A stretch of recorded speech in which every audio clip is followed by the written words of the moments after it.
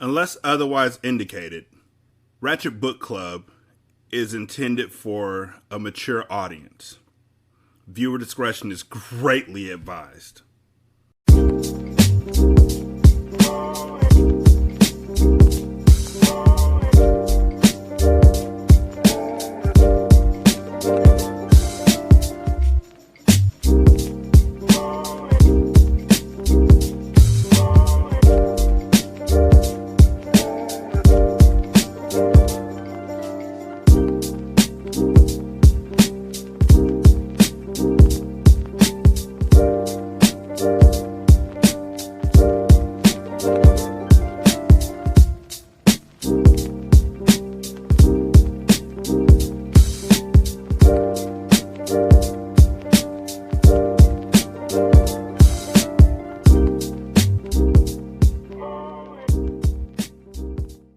Welcome to Ratchet Book Club, where we read hood classics and good classics. I'm Derek. 916-633-1537, Ratchet and Ratchet at gmail.com, Ratchet Book Club on Twitter. So in the last episode, we found out that Dalo didn't care about Annalise, but then he does care about Annalise, and that Zakiya, even though... Like, Zakiya is literally made out of rubber, because she bounces back better than anybody else. Even after Gavin kicks her out, she goes to goes to Dalo, who immediately gets her a new spot. So it's not long before they start having sex again. Let's see what else. Michaela's trying to help Annalise fix her relationship, because now that Michaela's relationship is falling apart, instead of dealing with her own relationship, she'd rather fix other people's relationships. I think that's about it. I think we're caught up. Chapter 8, Annalise. Oh yeah, check us out on Patreon. You can get access to the new episodes like much faster than y'all get access to them if you're listening to this on the just podcast feed. And that's at patreon.com/single simulcast. It's in the show notes. Chapter 8, Annalise. The stuff that the money that you give helps us to buy books and pay for the Kindle Unlimited subscription that I use to get the other books. Just so you know, being completely transparent with you. Chapter 8, Annalise. I don't know why he won't just stop bugging me. I don't need space from him. I don't want to see him, period, Michaela. I screamed so loud that I started getting lightheaded. Clenching the kitchen counter, I felt my knees buckle before things went black. When I came to, Michaela was sitting on the floor with my head in her lap, crying her eyes out while holding her cell to her ear. I think she's waking up, but she passed out and was out for over a minute, she hollered. No, she doesn't have a history of having seizures. Just send somebody now. This is me jumping in. Bet you she got brain cancer. I read that in another book earlier. If y'all read the book with me, you know what I'm talking about. Old Thought Next Door. What happened? I asked, looking up at her. For some odd reason, this whole scene reminded me of the day my mother got killed. It gave me the eeriest feeling and made me think something bad was going to happen. You fell out on the floor and blacked out. What the hell was that, Lissie? Are you okay? How are you feeling? I could tell Michaela was worried about me because she kept firing questions left and right. She hadn't given me a chance to answer the first question when she asked another one. Like, damn, bitch, give me a chance to at least answer one. I think I'm okay. It's probably just stress, I said as the paramedics arrived. While Michaela carefully eased me up off her, she ran to the door to let them in. Holding on to the bottom of the stool, I heaved myself to my feet. Why'd you get up? Michaela fussed and helped me onto the lower chair at the kitchen table. As the medics examined me, I convinced them that I was fine. An unnecessary trip to the emergency room was out of the question. If I start feeling strange again, I'll go to urgent care. Thanks for coming through. You really need to go so you can find out what made you pass out like that, Lissie, Michaela fussed. I'm fine. Can't you make her go? She whined. Technically, no. Her vitals are good and she says she's okay, the young black male medic said before packing up. Huffing in frustration, Michaela walked into the door, then insisted that I went to lie down. Refusing to be closed in my bedroom, I opted to stretch out in the optional in the den. Michaela was right there with me, waiting on me hand and foot. She was making such a big fuss over me that I had to send her off to get something to eat. After she ran out the door, she came right back in and plopped onto the sofa. Looking at me like she had to tell me something, my stomach sank. What is it, Michaela? I forgot to tell you that Dalo left his car over here. So? So you know he'll be back to get it. So? So? I'm not gonna leave you here by yourself and he pops back over here tripping and shit. Ain't nobody got time for all that nonsense, especially not when you feeling well. While Michaela worried me about Dalo, her cell started ringing. By the way her face lit up, I knew it was Joe. I'm gonna take this in the kitchen, she giggled as I laid there and closed my eyes. Only minutes went by before I heard a key in the door. It couldn't be anybody but Dalo. Walking into the den, he apologized and told me that going with her was the only way he could get her to leave. Dalo was probably right, but that didn't make me feel any better about him embarrassing me in front of my best friend by leaving with Zakiya like that. I told you I was done with her, Lissy, he wooed and asked why I was lying on the sofa. After I explained that the paramedics had just left, Dalo tried to convince me to let him take me to urgent care. Come on now, baby. Something could be seriously wrong. The only thing wrong up in here is you being up in here, Michaela snapped upon entering the den. Please, I don't want to hear all that, I said, hushing her up. Michaela, cut it out. And Dalo, I need some time to think about all this. All this back and forth between you and me, and you and Zakiya and Gavin. You're right. I don't want to add to your stress, so I'm going to leave. But I'll be back to check on you, he promised. Just call me instead, please. I'm tired and... I started before Michaela cut me off. She's tired, she's stressed out, and she doesn't feel good. Now isn't a good time for you to be busting up in here with all your damn drama. I'm here to take care of her, so why don't you be a good little boy and run along? Shit. I couldn't believe Michaela had clowned Dalo like that. She cut him up so good that it was hard for me to hold in my laugh. Oh, you got your clown suit on today, huh, Shorty? I'm gonna let you have that out of respect for Lissy, Dalo smirked and shook his head before kissing my forehead. I'm gone, baby, but call me if you need me. She won't be making any such call while I'm here. You can forget that shit, Michaela shot as she walked into the door. You got a slick-ass mouth, and you're damn lucky I respect women. Yada yada yada and blah blah blah with all that bullshit about respecting women, she clapped back and slammed the door behind him. You are a damn fool, girl. No, I would have been a damn fool if I would have patted him down and took your damn key back, she huffed. I should just go to Fred Meyer and get a whole new lock set to keep his ass out. Well, you would have to buy 3 of them because the key opens the front, side, and back door, boo. I laughed and told her not to pay attention to Dalo. He's harmless, but I just don't want to be bothered by no men tonight. Well, I'm gonna go get food, so I'll pick the locks up too. Anyway, speaking of harmless, Michaela rolled her eyes as her cell rang. This motherfucker right here won't get the message. Who? Tommy. Does he know you're in Portland? I asked. Hell no. Joe's the only one who knows, and I had to tell him about leaving him a message because he's still not answering my calls. I thought that was him who just called. I thought that was the number from his office, but it wound up being my doctor's office confirming my yearly woman's checkup, Michaela said. That's why I came back in here so fast, and good thing I did. So Joe hasn't let you talk to the kids either? Nope. He won't even answer for me to try. I sent text after text apologizing and telling him how much I love him and the kids, and he won't even respond. Damn. Tell me about it, girl. While I'm begging Joe to call me back, Tommy won't stop calling me. No matter what I say or do, he won't leave me alone. So you know how I feel, huh? I smiled. Sometimes we just need a little peace in our lives. We sure do, and after I pick up this phone right now and cuss Tommy out one good time, I'm going to shut my cell off. Stop lying. You ain't going to shut that phone off.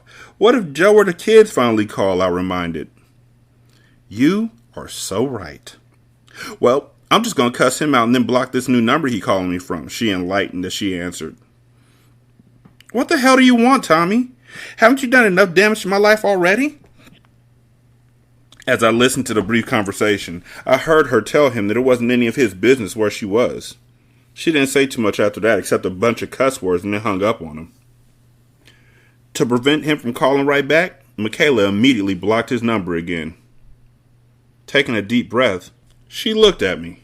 Girl, this nigga's out there looking for me. Well, as long as he's in Texas looking for you, you safe here, I told her. So make sure your location stays off your cell and stay off social media networks. I don't be on there no how, she replied, fiddling with the settings on her phone to turn off the location features. Soon as she finished, Tommy was calling her from another number. Michaela sure was right when she said that whatever she said or did, Tommy wasn't going to leave her alone. The only sure thing that could keep him away would be jail or death. Chapter 9, Tommy. Oh, wait, yeah, going back. Yeah, Lisa's probably got cancer. And so she's going to fall out again somewhere around Gavin. And that's when Gavin's going to end up taking her to the hospital and find out she either got the cancer or she's pregnant. I can't see no other way about this. Like, if that is not the reason to make them get back together, then I don't know what would be. And if they get back together based on that, then that's fucked up. Because getting back together with somebody or latching up with somebody due to trauma, let's just say that doesn't seem or tend to end well or do well. Whether it's in friendships or relationship, trauma bonding is not the way to begin a relationship or restore a relationship. Signed, child of an abusive relationship. Chapter 9, Tommy. For the past few days, I had called every hotel in the Houston area and beyond looking for Michaela. Oh, this nigga a stalker, but we already knew that. Like, why is she shocked that he's a stalker? Nigga, he followed you to California. That's what I forgot to mention in my midst of being worried about Annalise, the only good person in this book, basically, other than Tessa, or whatever her sister's name is. This nigga done stalked you to California. Why don't you think he gonna stalk every single fucking hotel in Houston? Like, you were proud of it before he ruined your marriage. Oh, I put that good on him and he don't know how to let go. Like, okay, this is where you at now. Make your bed, lay in it. He gonna find what bed you laying in too. For the past few days, I had called every hotel in the Houston area and beyond looking for Michaela. Besides that, I had been going past her house to see if I could catch her going in or coming out. Where the fuck is she? I asked, sweating behind the wheel of my car, which was parked at the corner of her house. So far, I had only seen that sorry-ass husband of hers taking the kids to daycare and school and bringing them home. By the way he was moving, I didn't even think he was going to work anymore. I guess I did fuck his head up bad. I didn't mean to hurt that nigga and his kids. I just got tired waiting for Michaela to leave his ass, so I gave him the ammunition he needed to leave her. I figured that with him out of the picture, she'll finally let me all the way in her life. I mean, what other option did she have? But things didn't really work out the way I thought they would. Instead of the two of us riding off in the sunset to get married, she had disappeared and cut off all communication with me. I couldn't get her to answer her phone for shit. And when she finally did answer, she cussed me out and hung up in my damn face. I didn't know why she was being so fucking difficult. She was behaving like a 5-year-old instead of a grown-ass woman. All I needed was 5 minutes between them sexy thighs and she'd be putty in my hands once again. But how was I going to do that when she didn't want to have shit to do with me? Is she in there? I asked myself.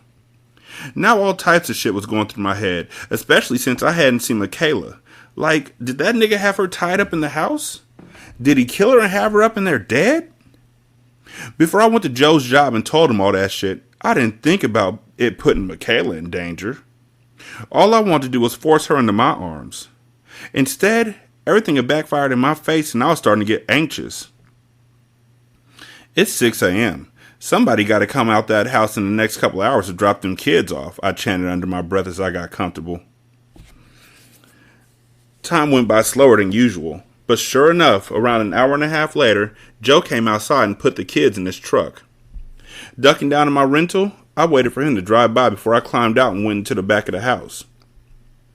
Since the whole house except for the basement window was set with an alarm, I went through there like I always did. Keeping it cracked open, I hopped down and crept upstairs to locate Michaela.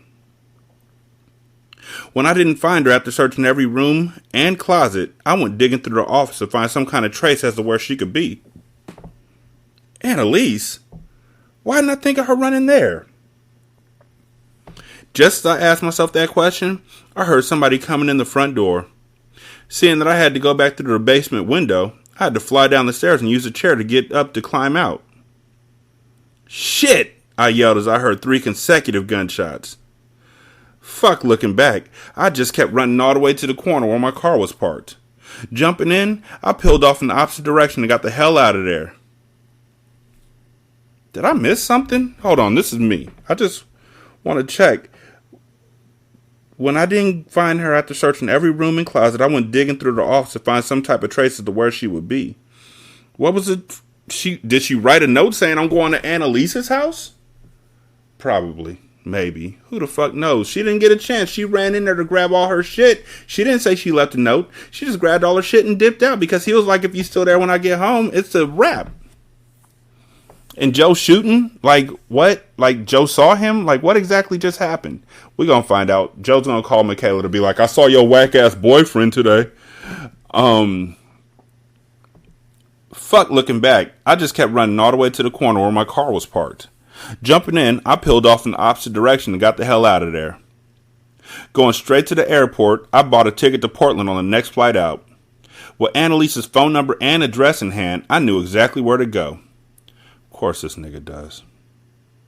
To preoccupy my time during the trip, I stopped in one of those expensive-ass airport gift shops and bought a book to read on the way to Oregon. It was titled Animal, written by a cat named Quan. I know Quan. We'll probably read some of his books somewhere down the line. He's alright. Also, I wonder what it takes for somebody to put your book in their book. Like to mention your book in their book. That would, I mean, that's probably big, you know, because then you'll want to read their book after you read your book. That's a big leap of faith. I wonder if Quan put their books in his book. You know, turnabout and shit. That's why I'm always scared to say people's names in my shows, because if they don't say nothing back, then I just big them up and I didn't get nothing back, you know what I'm saying? Only able to get halfway through it before we landed, I tucked it in my duffel and departed the plane. Since I had no luggage to check, I went directly to the rental car counter and was on my way in minutes. Yeah, right. Yeah, fucking right. You can't get out of no rental car. You can't walk up to a rental agency and walk out with a car in minutes. Nigga, that is impossible. Impossible. Completely. Nigga. Debating whether to give Michaela a heads up about coming, I decided against it and just shot straight over there. I hope she's happy to see me because I miss her ass and I need to apologize to her again. She hadn't taken it well by phone, but I knew once she saw my face, things would be different. Yeah, nigga. Yeah. As soon as she sees your face and you done popped up in Portland. Nigga, you crazy. You big crazy. Things between Michaela and I were rocky right now. But I was about to make it right with the ring I bought her. It was much nicer than the little ass punk ring Joe put on her finger. When she saw this shit, there was no way she could deny me. Convinced that I was doing the right thing, I felt comfortable pulling right up in Annalise's driveway to this big-ass house. Taking in a deep breath before I exited the vehicle, I smoothed out the wrinkles in my clothes as best I could and made my way to the door. Lifting my fist, I pounded on the door. Not like the police would have done or anything like that, but enough to get somebody's attention to open the damn door. I was on a mission. I wasn't leaving till I had my baby back. It was pretty late, so when no one answered right away, I wasn't surprised. I didn't come out here for nothing, and I ain't about to wait until daybreak to come back. I'm here now, so somebody better answer this damn door. Backing up, I looked around to see if any lights were on. When I crept around to the side, I saw the cottage was lit up, and then I saw a shadow pass in the window. I knew that silhouette anywhere. It was Michaela. Easing closer, I could hear some upbeat music playing. That was probably why she didn't hear me come in the unlocked door and sneak up behind her. That right there was a wrong move to make. You motherfucker, Michaela screamed, swinging a lamp at me. Blocking it with my arm, I tried to grab it with my other hand. Michaela, baby, I just want to talk to you, I cried. She must have thought I was trying to fight her because the next thing I knew, she had gotten a hold of her taser and had zapped the shit out of me. While I was on the phone flopping like a fish out of water, she grabbed her phone and was calling the cops. No, I shouted because there was no way I was going back to jail. Forcing myself upward, I was able to knock the phone from her hand. When I did that, Michaela screamed like I had slapped her or something. I didn't get why she was acting this way. She should have been happy to see me, but instead, she was trying to kill me. Michaela, stop. I love you, I yelled. Michaela didn't give a fuck as she swung again wildly, forcing me to restrain her. That was when Annalise rushed in looking like some crazy mad woman. All I saw was the barrel of her gun. Get the fuck off her! Maybe I wasn't moving fast enough for her because I didn't even get a chance to blink before she let off her first warning shot. By the look in her eyes, I knew she was going to kill me one way or the other. In a split second, I spun Michaela around to the front of me to shield any gunfire that her homegirl was dying to release. I wasn't nobody's fool. This bitch was crazy. Let her go. Put the fucking gun down, I demanded, but this was one bold bitch. She wasn't budging. I said, let her go, she warned before she let her second shot off. As the hot metal penetrated my leg, I let go of Michaela and she hit the floor, leaving me fair game. Annalise took advantage of the opportunity as the sounds of the sirens grew closer. You fucked with the wrong ones this time, she gritted and let off the third round. The bullet hit me dead in the chest and took all the wind from me. Damn, that shit hurt like hell. Gasping for air, all I could push out was 5 words. Michaela, I love you. Forever. Shit wasn't supposed to end this way. Yeah, it was. Because this is going to get it where Gavin is representing Annalise, and now Annalise is going to fall in love with Gavin as they're forced to talk to each other on a day-to-day because she's not going to go to jail for protecting her girl, but, you know, they might lock her up for a few. And then Gavin's going to come in and save everything. Plus, Joe's going to come because he finds out that Tommy stalked her all the way to Portland and blah, blah, blah. Okay, let's go. Chapter 10, Dalo. When I left Annalise's, I went to my apartment and couldn't sleep for shit. Something kept telling me to go back over there and work it out with her. To have a reason to just stop by, I took some meds, soup, and orange juice over there. Only when I got there, the police, ambulance, and fire department were arriving as well. What the fuck is going on? I mumbled under my breath. They had the street blocked off, so I had to park away from the house. I tried to get on the property, but an officer stopped me. I'm sorry, but I can't let you on the property, he said. What's going on? I asked. Do you live here? Yes. Just because me and Annalise had gotten into it and she kicked me out, that didn't mean shit. I still had a key to the property, so that meant I had a right to be here. You live here, the cop repeated. Yes. I need to see your ID, he said. I pulled my wallet out and handed him the ID. This address doesn't match the one on your driver's license. Damn it. I knew I should have changed that shit. Yeah, I've been meaning to have it changed, but I haven't gotten around to it. I live here with my girlfriend Annalise, I said in an effort to get him to let me on the property. What's her last name? The officer asked. Shit, I didn't even know her last name. All of a sudden, I heard the chopper in the sky. As it hovered over us, then prepared to land, I knew something bad had happened. Where's my girlfriend? Is she all right? I asked anxiously. Annalise! As the copter landed, the paramedics came rushing towards it with somebody on a stretcher. I tried to see who it was, but couldn't even get a glimpse. As I watched, they loaded the person onto the helicopter, and it took off. Hey, man, you gotta let me onto the property. I gotta make sure my girl's okay, I said. I'm sorry, but I can't do that. Fuck, I yelled as I pulled out my phone and dialed Annalise's number. She didn't answer, so I called her again and again and again until I finally gave up. I paced the street for what seemed like forever until the cops and everybody else cleared the scene. There was even a tow truck that had arrived to tow a vehicle in the yard. It was a vehicle I had never seen before, so that made me even more curious. Finally, after waiting for 2 hours, I was able to pull into the driveway and had barely put the vehicle in park before I went rushing to the door. I was so nervous I couldn't even get the key in the lock. Only when I tried to turn the key in the lock to open the door, nothing happened. What the fuck? I questioned as I tried again. Same thing. Nothing happened. When the fuck did she change the damn lock? Banging on the door, I waited for someone to answer it. A couple of seconds passed before Michaela opened the door. "What the fuck do you want?" she sneered. "I just came by to check on Lisa and saw the cops and shit. Is everything okay?" I asked. "She's resting." "Did something happen to her?" "Nothing that concerns you," she remarked snidely. "Look, Michaela, I know you don't like me, and that's fine, but I'm worried about Annalise right now. Can you let me in so I can go see for myself that she's okay?" I asked, trying to be extra sweet. This woman didn't like me for shit, and it was written all over her face. She stared me down with a disgusted look on her face. "Like I said, she's resting. Maybe you should come back tomorrow at a decent hour," she said, and shut the door in my face. "Damn it," I fussed as I turned and went back to my car. Michaela was not going to make it easy for me to see Annalise no matter what time I came over. She just didn't like me, and there was nothing I could do to change that. I'd be willing to bet any amount of money that she was the one responsible for the locks being changed. She hated me that much. Still without any idea what might have gone down here, I was glad that Annalise wasn't the one who was taken away by life flight. I cared a lot about Annalise.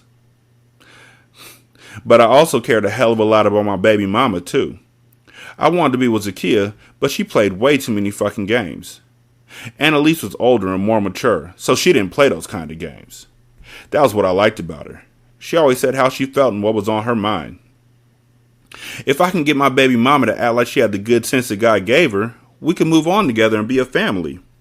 But I couldn't tie myself down to her now because she still had some screws loose and need to be tightened. Shit!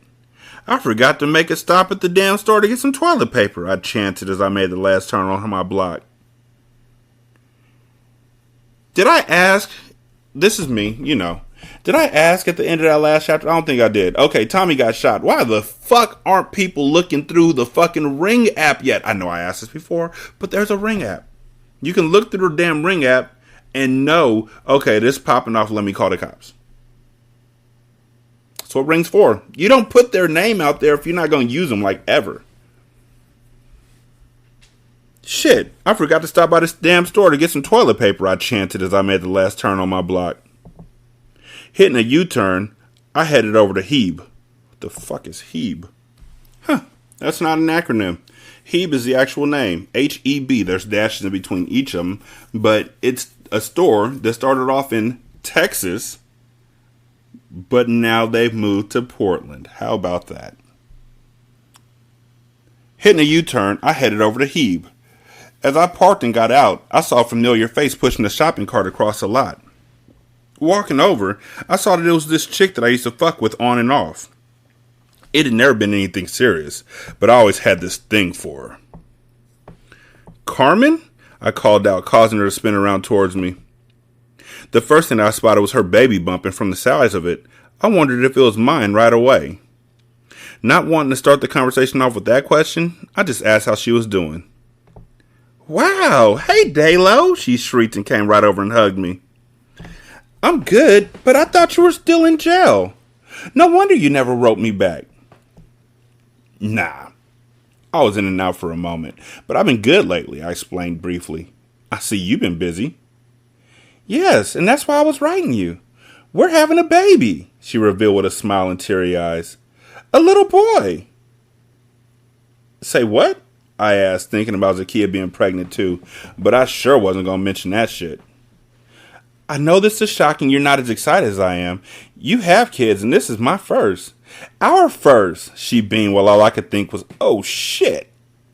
"Nah, I'm happy if you're happy," I said as her brother Manuel walked up and mean mugged me.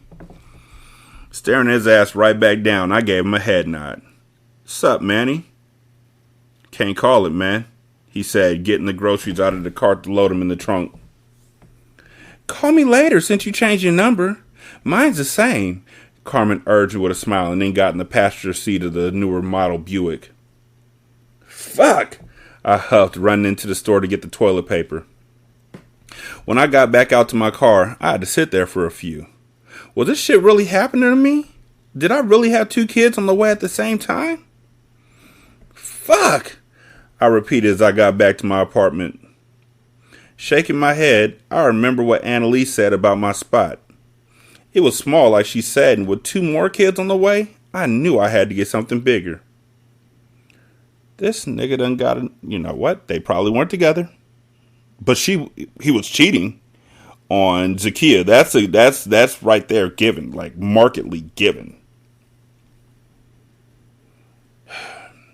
Now I can't like him anymore either. That's some bullshit. I mean, I didn't like him in the first place because he was hitting people. I liked him until he started hitting people. But he was a good dude, plus he could cook, and now I can't like him because he's a cheater, and that's my first rule. You can't be a cheater or a liar.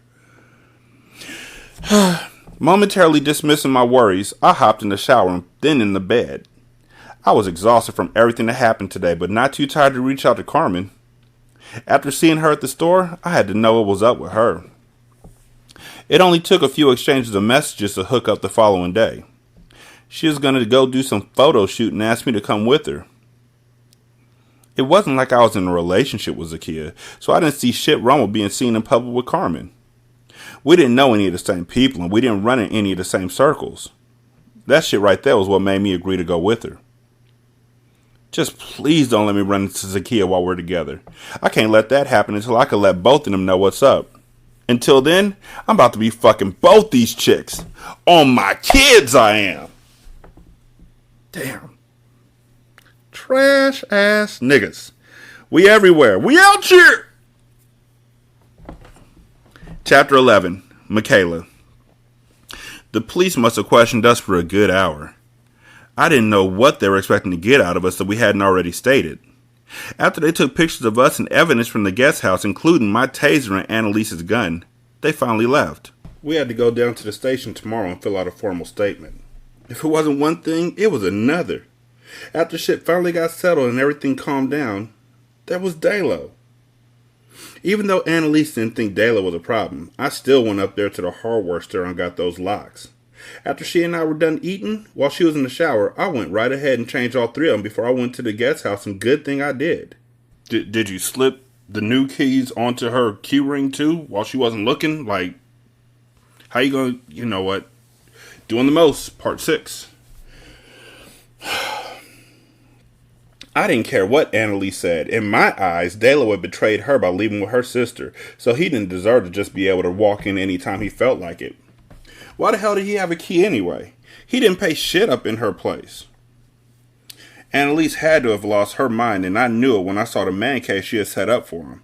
What kind of shit was that, and why did he even need a man cave over here when he was still fucking Zakiya over there? Let him build a man cave in their house. My friend was so gone, and so was Dalo, for him to keep popping up over here when he wasn't even wanted. As soon as the cops and medics left, here he came. Oh, and there his ass went too. Right back out the door, which he came in and not using the key. Trying to calm myself about it all, I glanced over at Annalise as she sat trembling on the sofa. "Are you okay, Lisey?" I questioned. "Yes, but I'm not thinking about Dalo's ass. I'm tripping off Tommy." "What happened, Michaela? Where the hell did he come from? How did he even know you were here?" Annalise asked frantically. "Did you know he was coming?" "No. I had no fucking idea. Trust me, I didn't even know he knew where to find me because that was some information I had never divulged to him." "What happened?" "After I went down to the guest house, I put some music on and hopped in the shower. I still hadn't heard from Joe and he still wasn't answering my calls or responding to my text messages," I explained, and started to get upset all over again. Too much was going on and it was just a bit overwhelming for me. Regardless of what happened between the 2 of us, Joe had no right to keep me from my kids. Tomorrow, I'd call him on the house phone since he wasn't picking up his cell. I was still those kids' mother and I missed him. I missed my husband too, but if he wanted to be mad, I had to let him be until he had calmed down enough to have a conversation, whenever that would be. "I'm talking about what happened with you and Tommy, Michaela," Annalise clarified, "not you and Joe." "Okay, sheesh," I huffed. "Just got a little off track thinking about my husband and kids, that's all." Well, anyway, I had just gotten out the shower and was about to turn the music off when somebody snuck up behind me. "I'm telling you, Lisey, I have no idea how Tommy found me, but I know he regrets coming here now." "Yeah, by the time I got finished with his ass, I bet he did wish he had never come here." Wow, I still couldn't believe Annalise shot Tommy. Even though I wished him dead several hundred times, I didn't want him to die right there in front of me. And I certainly didn't want my best friend to have that shit on her conscience. That's not how you spell conscience. That's conscious. Well, you know the rest. You saw when I grabbed the blanket that was on the sofa and pressed it against the wound on his chest to stop the bleeding. When I heard the sirens, that was when I screamed for you to go out there and get him. Did he say anything to you when I went outside to get the medics? Yeah. He said that he loved me. He was trying to say more than that, but I told him that he needed to shut the hell up and preserve his strength. I begged him to be quiet because I was trying to save his ass. But I told him if he wanted to die, he could just say the word. No, you didn't. Yes, I did, I explained. Tommy had tears slipping from his eyes that I once adored looking into. I knew he didn't want to die, and truthfully, Annalise, I didn't want to die either. I understand, she said nonchalantly.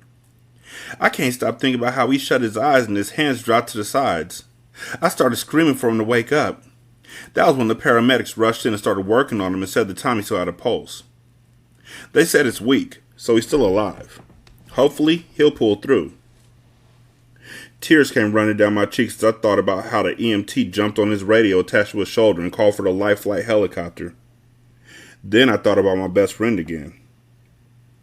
I should be asking if you're okay, I told Annalise. Why? Because you nearly killed a man, girl. To be honest, I don't know how you're still able to sit there so calmly. I'd be losing my damn mind right about now. I knew that she hadn't thought she was going to pull the trigger on anybody tonight, but she did. I was a little confused as to why she pulled that second shot that hit Tommy in his chest, though. I mean, Annalise had already gotten a shot off in his leg, so he was already on the floor unable to run or anything. He wasn't even a threat anymore because he was crying and in pain. She didn't need to shoot him in the chest, too. I guess things just happened so fast for her that she didn't know what she was doing. I knew she hadn't meant to hurt him that bad.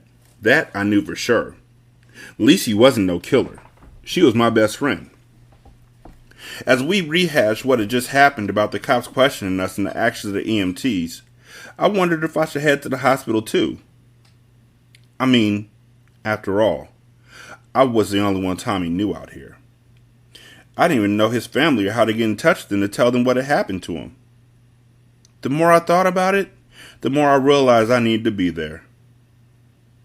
If he died tonight, he'd have no one there with him. He'd be all alone. Annalise grunted and started coughing. She did not look well at all, and a couple minutes later, she rushed to the bathroom and threw up all the contents that was in her stomach. That wasn't the first time she had done that since I had gotten here. I was starting to think she was pregnant. I mean, the fainting spells and the vomiting were sure signs. Maybe I'd get her a couple home tests just to be on the safe side. After I showered, we headed up to the main house. While Annalise was in the shower, I straightened up and washed the dishes that were in the sink.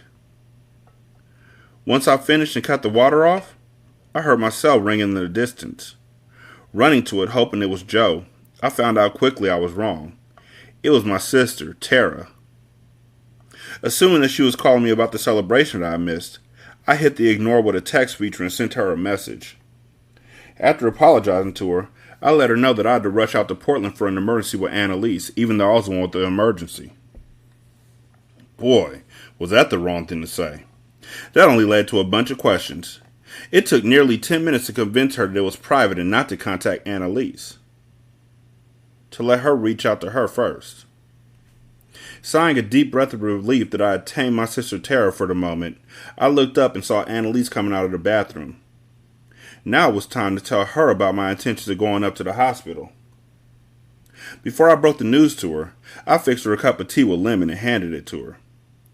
Annalise turned up her face soon as the words escaped my lips. Why, Michaela? I'm going to go up there and see what's going on. What? Go up where? She inquired with a raised eyebrow. Up to the hospital. Why would you do that? Annalise shrieked just as I expected her to. Wait, how's that work out? Annalise turned up her face as soon as the words escaped my lips, like she was breaking the news to her, and then Annalise turned her face up and said, Why, Michaela? Oh, so she must have said I'm going to the hospital But that doesn't make sense, because then she said, why, Michaela? I'm going to go out there and see what's going on. And then she said, go up where? So what? Why would you do that? Annalise shrieked just as I expected her to. I'm going because Tommy's by himself over there. He has no family or relatives or anyone. I just need to make sure he's okay, I explained, even though I shouldn't have had to. I think that's a bad idea. After everything he did to you and your family, why are you even worried about him? She asked. Lisi, I can't believe you aren't more concerned about him than you are, considering you're the one who shot him. I shot him because I was trying to protect you. I know that. I'm just saying that I thought you would have shown a lot more concern and compassion for him since you shot him. What? Of course I'm worried. You sure don't act like it. That boy could die. Do you have any idea what that means? It's his own fault, Michaela. He was trespassing on my property, she fussed. I'm not trying to argue with you. I just want you to relax and enjoy your tea. I have to check on him, though. God won't let me sleep otherwise, I said. Okay, please be careful. It's really late and all the drunk drivers will be out at this time of night. Thanks, but I'll be okay. I'll see you in the morning, I said as I grabbed my keys and purse. Did she even thank her for protecting her? I left the house and locked the door. I hopped in my rental car and headed to the hospital.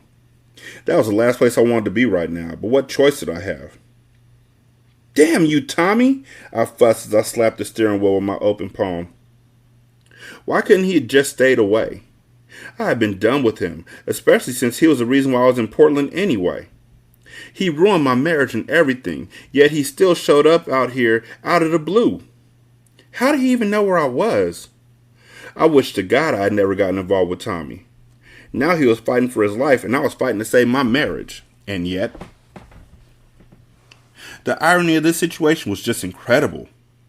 I found myself worried about him when all I wanted to do was be through with him. Suddenly, out of the blue, I wondered if Annalise would wind up getting arrested and charged in the incident. The cop told her it would be up to the district attorney, so she would have to wait and find out. What if the DA wondered why she shot him in the chest when she had already shot him in the leg? I knew I wondered that shit. I didn't want my friend to get in any trouble, especially since she was trying to save me. But there were a lot of what-ifs going through my mind right now. I just hope none of them played out.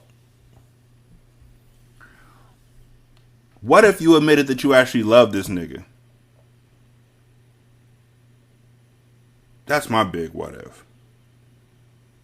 Also, when my wife says I'm not trying to argue with you, that means shut the fuck up. That means you got a few seconds to just stop the conversation, because she ain't saying another thing. It's kind of like that movie, Oh Brother, Where Art Thou? When George Clooney's wife was like, I said my piece. That's the same way of saying I have spoken, which is from The Mandalorian, which is also the same as saying I'm not going to argue with you. When you hear that, fellas, just let it go. I mean, but this nigga done caused so much chaos and so much damage, and you still chasing him for nothing more than because this book has to keep going. And you don't even know why. Because you're not the one writing the book. You don't know why, we don't know why. This is dumb. But at least the nigga's gonna live. Maybe. You don't even stick around long enough to console Annalise. Like, she's broken up about shooting him, and you're like, why'd you shoot him so many times? Once you got him in the leg and he was down, that was all you had to do.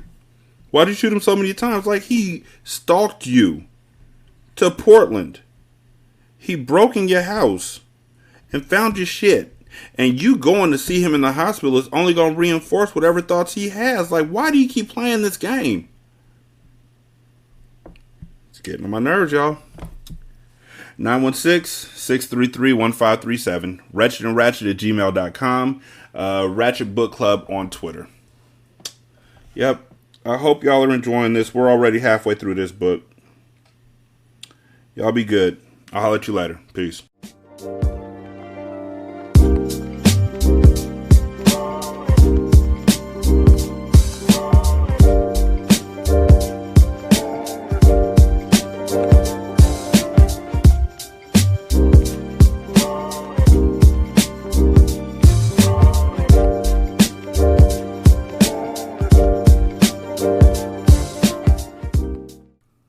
intro and outro to Ratchet Book Club is by That Kid Garan, and it's called Goodbyes.